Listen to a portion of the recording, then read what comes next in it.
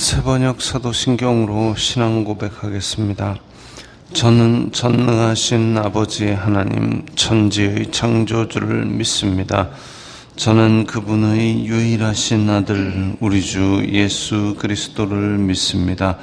그분은 성령으로 잉태되어 동정녀 마리아에게서 나시고 본디오 빌라도에게 고난을 받아 십자가에 못 박혀 죽으시고 장사된 지 사흘 만에 죽은 자 가운데서 다시 살아나셨으며 하늘에 오르시어 전능하신 아버지 하나님 우편에 앉아 계시다가 거기로부터 살아있는 자와 죽은 자를 심판하러 오십니다.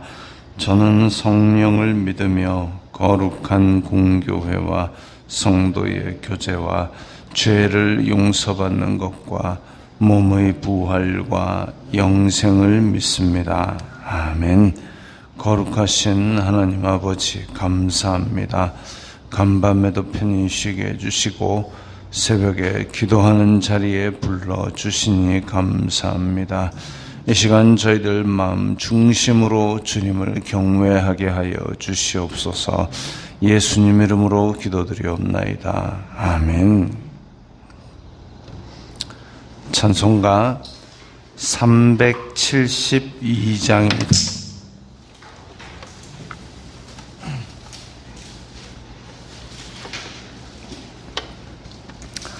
(372장입니다)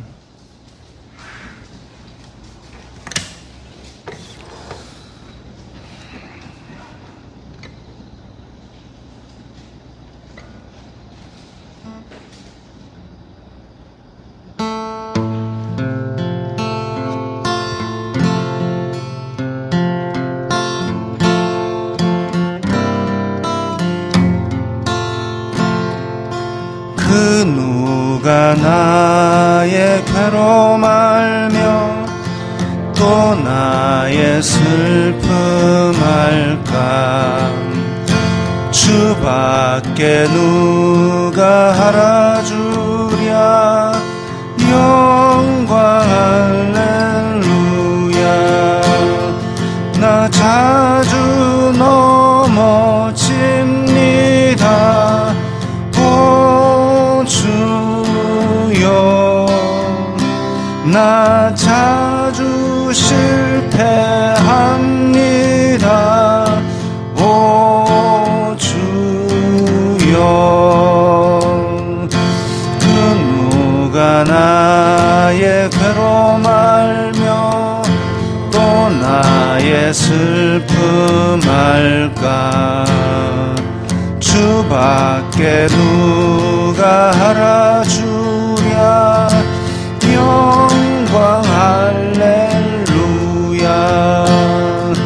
그 누가 나의 괴로움 알며 또 나의 슬픔 알까.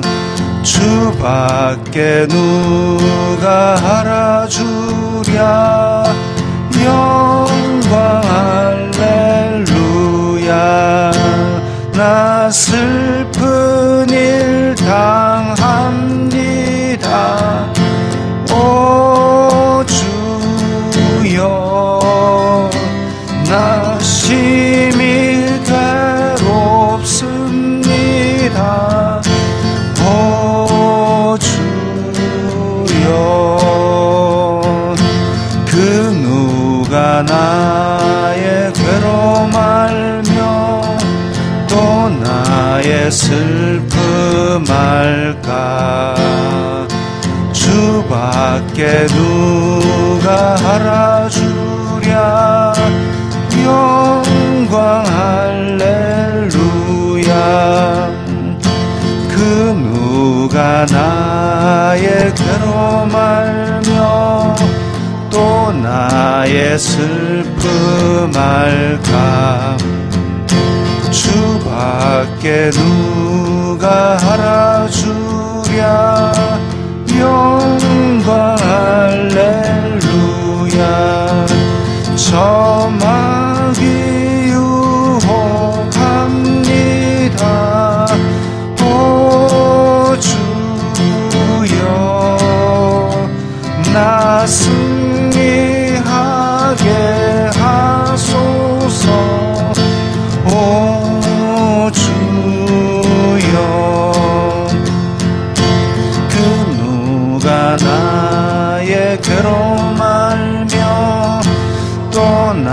나의 슬픔 알까 주밖에 누가 알아주랴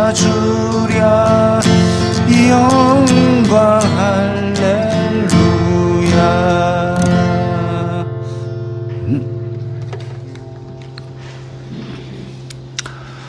오늘 말씀은 예레미야 4장 11절부터 22절까지의 말씀입니다.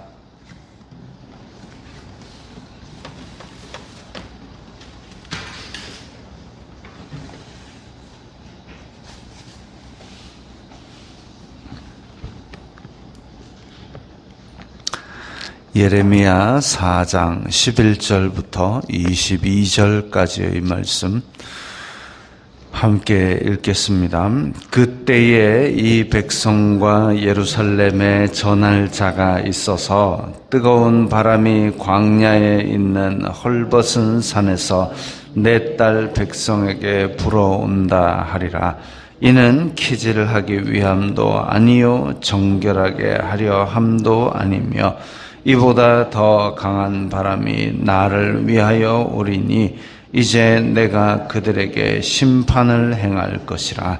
보라, 그가 구름같이 올라오나니 그의 병거는 회오리 바람 같고 그의 말들은 독수리보다 빠르도다. 우리에게 화 있도다. 우리는 멸망하도다 하리라. 예루살렘아, 내 마음의 악을 씻어버리라. 그리하면 구원을 얻으리라. 내 악한 생각이 내 속에 얼마나 오래 머물겠느냐. 단에서 소리를 선포하며 에브라임 산에서 재앙을 공포하는도다.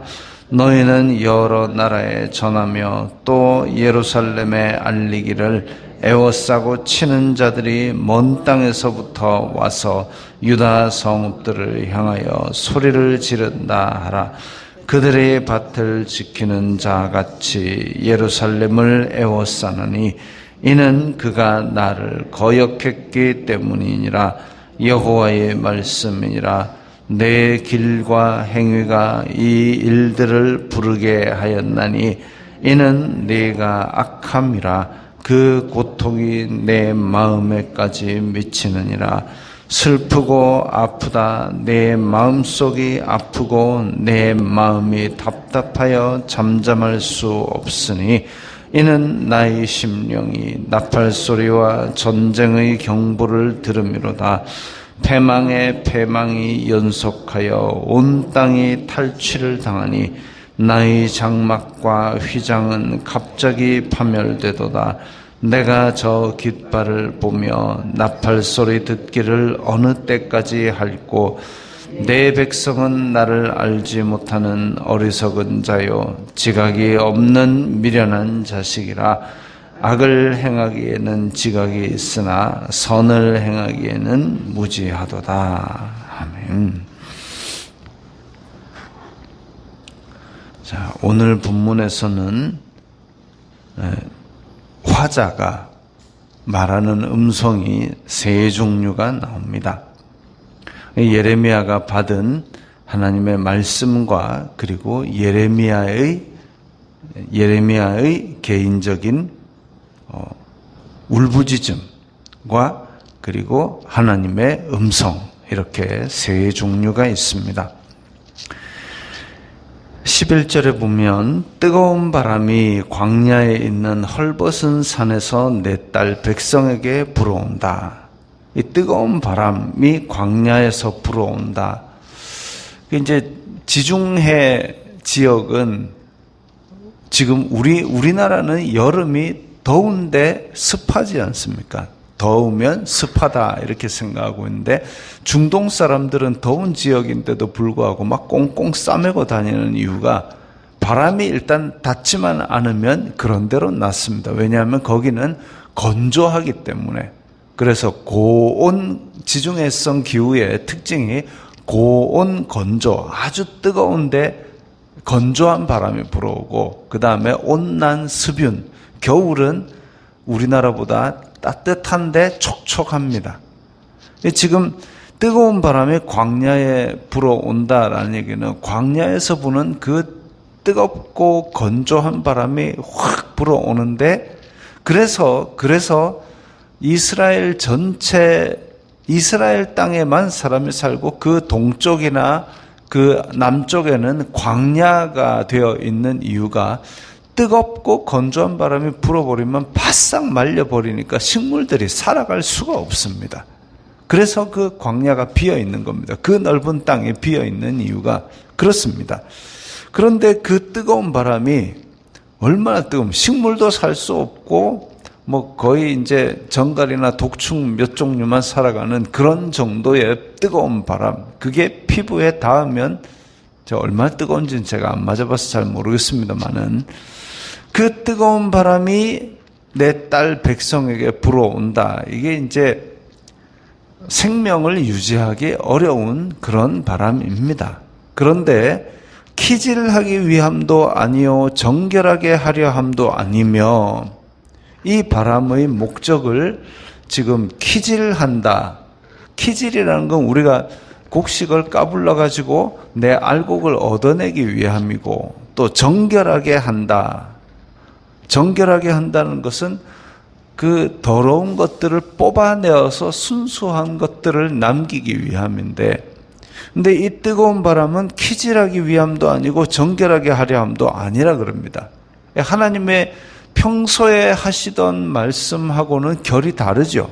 키질하기 위함도 아니고 정결하게 하려 함도 아니다. 그런데 그러면 뭐가 목적이냐? 12절에 보니까 이보다 더 강한 바람이 심판을 행할 것이라 그랬습니다.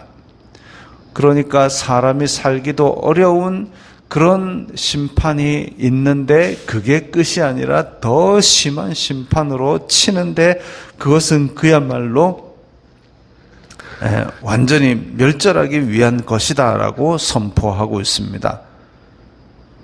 병거는 회오리 바람 같고 말들은 독수리보다 빠르도다. 아주 강력한 군대가 쳐내려올 것인데 그것이 하나님의 심판으로서 지금 이스라엘 백성들을 크게 치리라는 거죠. 14절에 보면 예루살렘아 내 마음의 악을 씻어버리라 그리하면 구원을 얻으리라. 이 말씀이 사실은 굉장히 이 오늘 본문 가운데 가장 중요한 말씀이라고 볼 수 있죠. 하나님께서 너희들 정화시키는 심판하고는 결이 다른 거야. 이제 너네들은 다 끔찍한 심판 아래 있게 될 거야 라고 말씀을 하셨지만 사실 이거죠. 내 마음의 악을 씻어버리라. 정화지요. 심판의 목적이 너네들 키질도 아니고 정화도 아니고 너네들 이제 다 죽은 줄 알아 라고 말씀을 하셨지만 너네들 다 죽어 끝 이게 아니라 마음의 악을 씻어버리라 이게 목적입니다.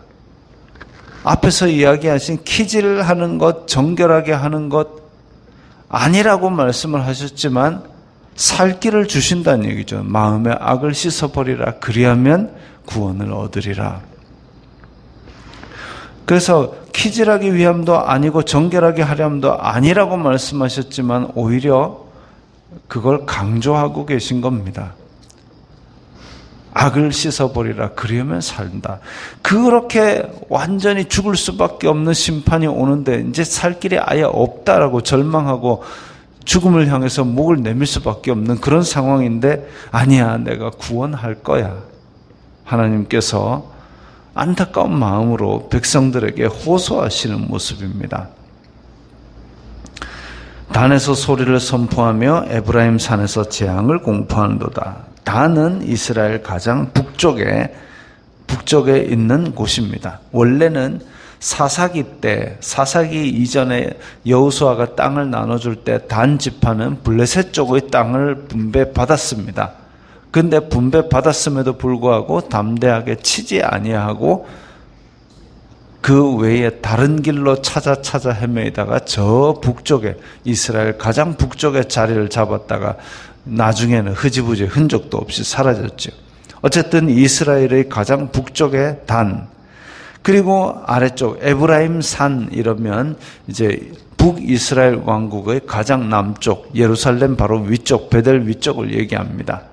그러니까 북이스라엘 왕국에 대한 이 재앙을 공포하고 있습니다.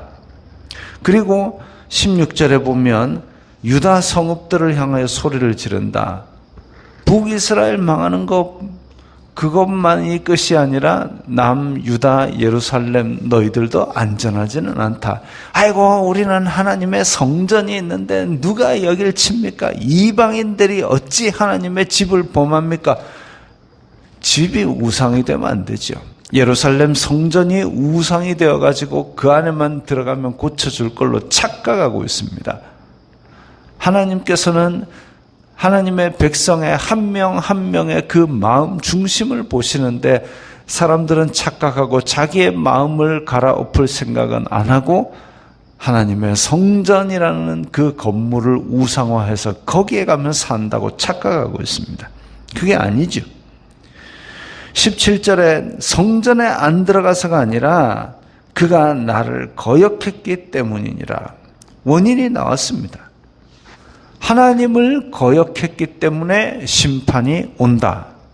그 심판에서도 살아날 수 있는 살아날 수 있는 길은 마음의 악을 씻어버리라. 나왔습니다. 원인도 나오고 결과도 나오고 해법도 나왔습니다. 원인을 찾았으면 그 해결책을 따르는 것이 사람의 도리입니다. 그래서 나를 거역했기 때문에 내가 심판을 내릴 거야. 그 심판 앞에는 살아날 사람이 없어. 그런데 마음의 악을 씻어버리면 구원을 얻을 것이야 라고 말씀을 하셨는데도 이스라엘 자손들은 역사에 의하면 멸망당하죠. 그렇다는 얘기는 원인을 알았고 결과도 알았고 해법도 알았는데 따르지 않았다는 얘기입니다. 마음이 깊이 미혹이 되면 아무리 옳은 소리 이치에 맞는 말을 해도 듣지 않습니다. 지금 이 대한민국 안에 무슨 교사가 자꾸 죽어나가는 일이 생기고 얼마 전에는 흉기를 들고 막 전혀 알지도 못하는 사람한테 난동을 피우는 사람이 있더니 이제는 교사를 그렇게 죽음에 내몰도록 들들들 볶았습니다. 제정신이 아니죠. 일단은 남을 해코지하려고 뭘 들고 나오는 자체가 제정신이 아니죠. 그러면 안 되는 줄 몰라서 그랬을까요? 그 사람들이 차를 몰고 인도로 가면 사람들이 다칠 줄 몰라서 그랬을까요? 실수로 그랬을까요? 아니요. 흉기를 들고 나와가지고 생판 모르는 사람들 해코지 하는 걸 몰라서 실수로 그랬을까요? 아니요. 안 그렇습니다. 교사를 그렇게 들들들 괴롭히는 게 그게 정상적이라고 몰라서 그랬을까요? 아니요. 다 압니다. 아는데 왜 그랬을까요? 마음 중심이 깊이 미혹되어서 제정신이 아닌 겁니다. 제정신이 아니었을 때 그러면은 그 미혹한 마귀 탓일까요? 아니요. 그 죄를 범한 그 사람이 잘못입니다. 그렇게 원인이 나오고 목적이 나와도 말을 안 들은 것처럼 사람들이 죄인 줄 알면서 악인 줄 알면서도 행하는 것은 그 마음 중심이 이미 하나님을 반대하는 쪽으로 멀리 떠나 있기 때문입니다. 18절엔 내 길과 행위가 이 일들을 부르게 했나니 이는 내가 악함이니라. 그래서 돌이킬 수 없는 심판을 선포하고 있습니다. 이까지를 선포하고 나서 예레미야가 이 말을 들으니 내 민족, 내 백성이 끔찍한 고통을 당하고 지금 뒷집, 옆집, 앞집 다 죽게 생겼는데 사실 이게 우리나라는 지금 우리나라 땅덩어리가 좁은데도 불구하고 아이고 옆에서 교통사고 나서 몇 명 죽었다더라, 불이 나서 떨어져 죽었다더라 하면 끝입니다. 그런데 만약에 그 사람이 내 아는 사람이라고 한번 생각해 보십시오. 얼마나 억장이 무너집니까? 그런 동포애적인 마음이 점점 사라져가고 있습니다.